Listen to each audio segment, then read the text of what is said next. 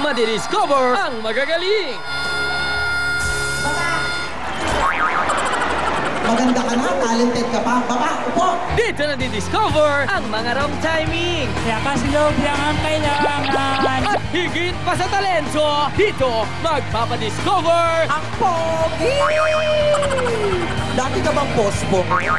ang malalakasang loob gaya nito. Ganda babae, meet ganda lalaki. Ang pogi mo, Tarzan. Pero mga new tricks na pa-cool, Move your body. tatapat sa 5-time defending champ na old skill. Ang mundong ito ay hindi lamang kaharian ng mga bata, kundi ng mga forever batang katulad natin.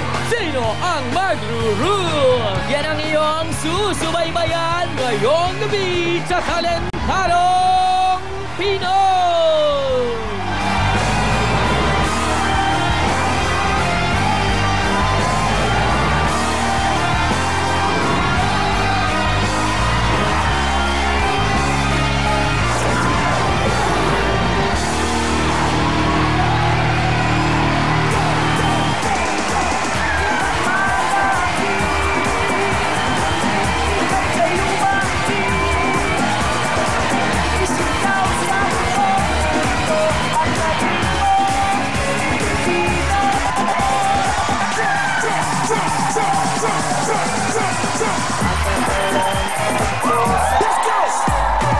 Magandang gabi sa inyo lahat. It's a Saturday night, kaya gabi na naman ang saya, ligaya at kung ano-ano pa. Dito sa paboritong talent show ng bayan,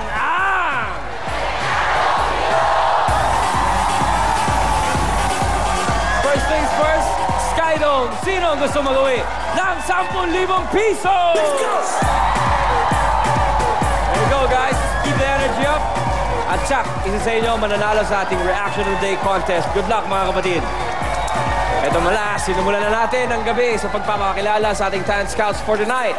Starting off with a wildly smart and comical Tuesday Vargas.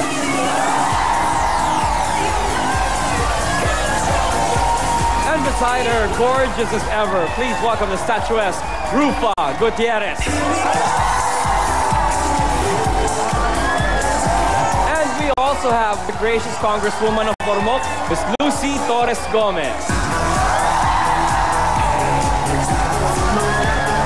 And completing the beauty of our lineup for tonight, he's back in his seat, the very sexy ace writer and director, Direk Joey Reyes.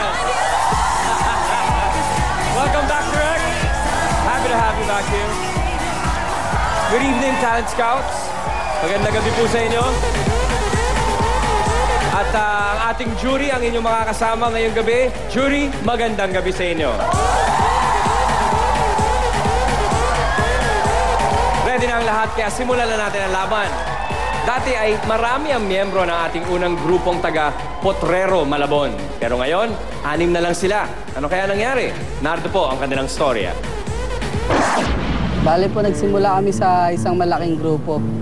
Tapos po, hindi nagtagal, puro po talo yung nararanasan namin. Yung iba po namin kagrupo, parang nawala na po sila ng lakas ng loob. Sumuko na po sila. Tapos po, nag-decide po kami na buuin po namin ulit itong grupo na to. Napag-usapan namin na mag-audition kami sa Talentadong Pinoy kahit kami-kami lang. At nagsumpahan po kami na wala pong iwanan. Kaya yun po, tinry po namin na mag-audition. Sa awa po ng Diyos yun, nakapasok naman po kami. Here to prove that no one can name true talent, please give it up for Straight Turbo!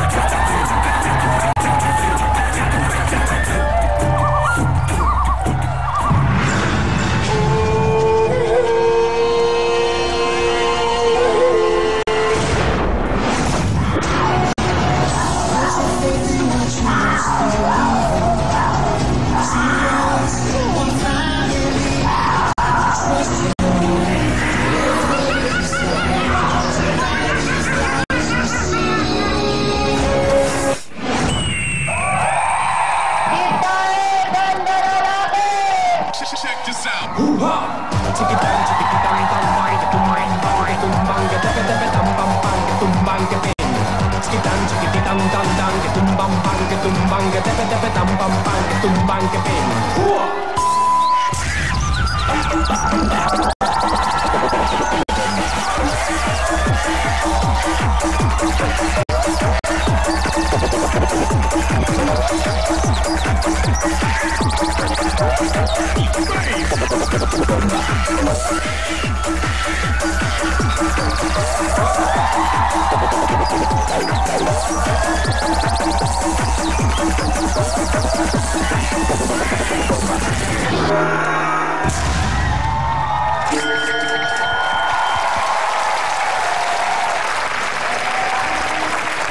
Drawing first blood on our stage tonight is Street Turbo.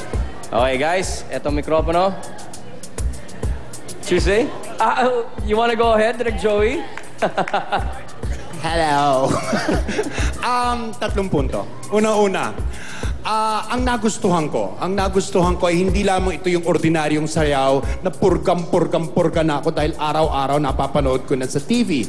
Obvious na pinag-isipan ninyo at nagkaroon ng konsepto itong sayaw ninyo. Ikalawang... Okay, Tam. Saya nila, no? Ikalawa, maganda naman dahil mayroon pang kasaysayang naganap habang pinanonood namin ang inyong sayaw, hindi ba? Lalo-lalo na nang inilabas ninyo ang bagong simbolo ng Pinoy machismo okay sa entablado.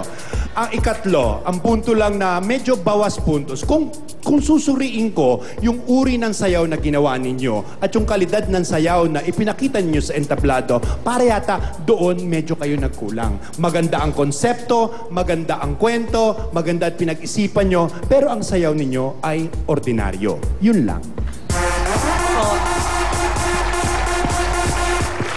Hello, Street Turbo.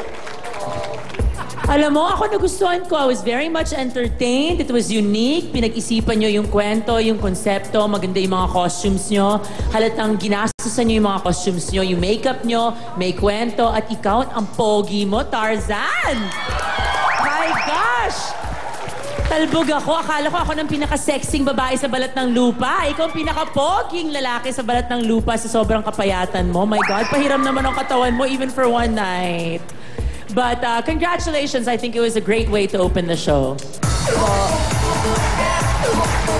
Ayan.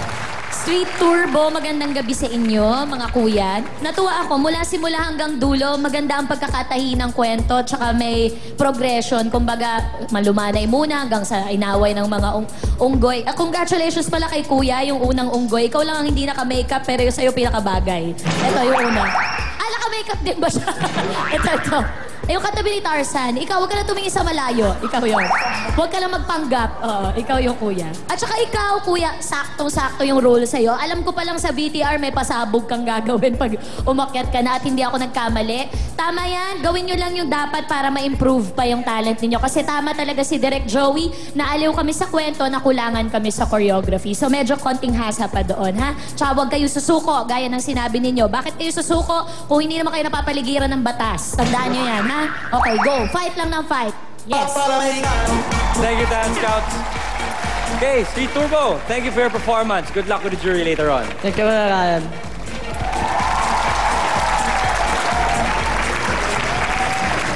Sumakabilang buhay ang ina ng ating susunod na talentadong taga Limay, Bataan noong 2004. At ayon sa kanya, mayroon siyang nadamang mga pagsisisi. Alamin natin kung ano ang mga ito. Yung pinakamalungkot na araw sa buhay ko nung namatay yung nanay ko, noong 2004. Nagulat kami nun dahil night after dumating yung tatay ko, galing abroad, nag-collapse siya tapos first ever na natakbo namin siya sa ospital. Sobrang na-shock ako kasi lahat kami expected namin hindi ganun ka grabe yung kondisyon ng mama ko. Parang kulang yung oras na nabigay ko sa kanya. Parang nagtatampo siya before siya mawala. Yun lang yung pinaka-regret ko. Hindi ko naparamdam sa kanya yung enough na attention na kailangan niya. Actually, yung song na ipe-perform ko para sa'yo, so sana lang nandito ka. Mahal na mahal kita, ma. I miss you, ma.